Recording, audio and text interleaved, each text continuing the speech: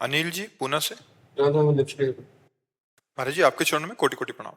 महाराज जी गीता में भगवान जी कहते हैं कि योग क्षेम वहामहम, साधकों की योग क्षेम को मैं वहन करता हूँ, और भगवान ही गीता जी में कहते हैं जिसपे मैं कृपा करता हूँ उसका मैं सब कुछ छीन लेता हूँ। तो योग किसे कहते हैं और क्षेम की किसका प्रश्न है? हाँ, योग कहते हैं परमात्म प्राप्ति के लिए जितनी तुम्हारी कमियां हैं उनको पूर्ण करना, परमात्म प्राप्ति के लिए। तो जैसे तुम्हारे शरीर में ममता है, परिवार में ममता है, धन में ममता है, भोगों में आसक्ति है, तो ये हमारी कमी है, इसी का नाश करते हो। सर्वनाश माने गलत आसक्ति का नाश। भगवान बाहरी संपत्ति का नाश नहीं करते। नहीं, चक्रवर्ती सम्राट अम्बरीश जी जैसा कोई भगत हुआ है क्या? पढ़ा है आपने अम्बरीश जी का चरित्र? क्या कमी थी? रानी थी, महल था, राज्य था, सब कुछ था, तो भगवान ने सर्वनाश कर दिया क्या? लेकिन अम्बरीश जी के मन में भगवान के सिवा कोई नहीं था। सावई मना कृष्ण पदारविंद। तो भगवान जो योगक कहते हैं, योग का मतलब अप्राप्ति की प्राप्ति कराना, और क्षेम का मतलब जो प्राप्त है उसकी रक्षा करना। जो आप में भगवत भाव आ चुका है उसका नाश नहीं होने देंगे, और जो बढ़ाना है उसमें जो बाधक है उसका नाश कर देंगे। कहीं भी अंतर नहीं है। आप समझ पा रहे? अभी आपको संशय कि हमारी बात को समझ पाए कि नहीं पाए? भगवान कहते हैं मैं सर्वनाश कर देता हूं। किसका? जिसका नाश होता है। अविनाशी का नाश वो भी नहीं कर सकते। कर सकते हैं क्या? तो आप तो अविनाशी भगवान के अंश हो, और आपका भाव अविनाशी है। जो भक्ति भाव है वो अविनाशी है, जो जगत भाव है ये विनाशी है ना, तो इसका नाश कर देते हैं।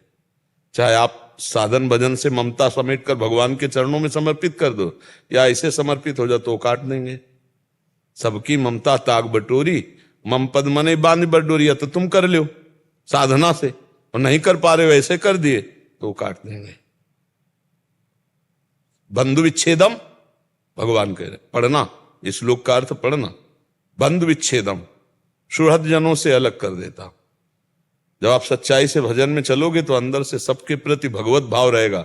ममता नहीं रह जाएगी, राग नहीं रह जाएगा, काम नहीं रह जाएगा, आसक्ति नहीं रह जाएगी।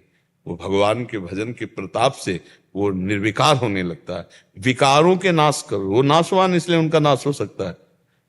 भाई धन नाशवान है, परिवार नाशवान है, अपना शरीर नाशवान है, तो नाशवान के प्रति जो भाव है वो जब अविनाशी के प्रति होगा तभी तो भक्ति बनेगी ना। तो चाहे तुम साधना से मोड़ दो या भगवान कृपा से मोड़ दे, बात तो एक ही होगी ना। नाश का मतलब जिसका नाश होना है उसका नाश होना है। हाँ, अविनाशी का नाश नहीं होना है। तो जो प्राप्ति करानी हो तो अविनाशी की है। योग तो भगवान की प्राप्ति को कहते हैं। तो योगक जो भगवान की प्राप्ति में बाधक है उसको हटाकर आपको भगवान की प्राप्ति भगवान कराएंगे, तो वो हटाना है क्षेम। हटा दिया और आपकी रक्षा कर ली, और जो है उसको और बढ़ा दिया, तो वही भगवत प्राप्ति। तेषाम सतत युक्तानाम भजताम प्रीतिपूर्वकम ददामि बुद्धि योगम तम येन माम उपयान। निरंतर भगवान का भजन चलने लगा, सब आवरण विक्षेप मल का नाश हो गया। ये भगवान की कृपा है। भगवान कभी अपने भक्त को दुख देते हैं क्या? कभी नहीं देते।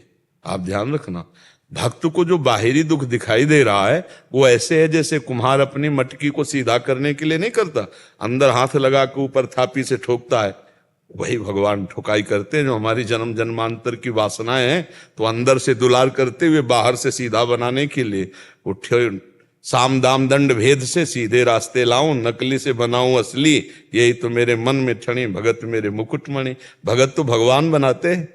भगवान न बनाए तो हमारा तुम्हारा मन फिसल कर भोगों में ही जाता है, भगवान में कहाँ जाता है? वो भगवान कृपा करते हैं। वही गुरु रूप से, वही संत रूप से, वही हमारी बुद्धि में भक्ति भाव रूप से, उन्हीं की कृपा से वो सर्वनाश का खेल खेलते हैं। विकारों का, काम क्रोध लोभ मोह मद मत्सर, ये सब नष्ट हो गया। जीव निर्मल भगवान को प्राप्त नहीं। आज तक हमें ये बताओ कि भगवान ने भक्त का सर्वनाश कर दिया, अभक्त का सर्वनाश हुआ, दुर्योधन आदि का विनाश हुआ। सिंहासन पर हस्तिनापुर के तो युधिष्ठिर जी ही बैठे, नहीं बैठे? हाँ, भक्त का नामे भक्ता प्रणश्यति, मेरे भक्त का नाश नहीं। तो आप समझ पाए पूरे प्रश्न का भाव?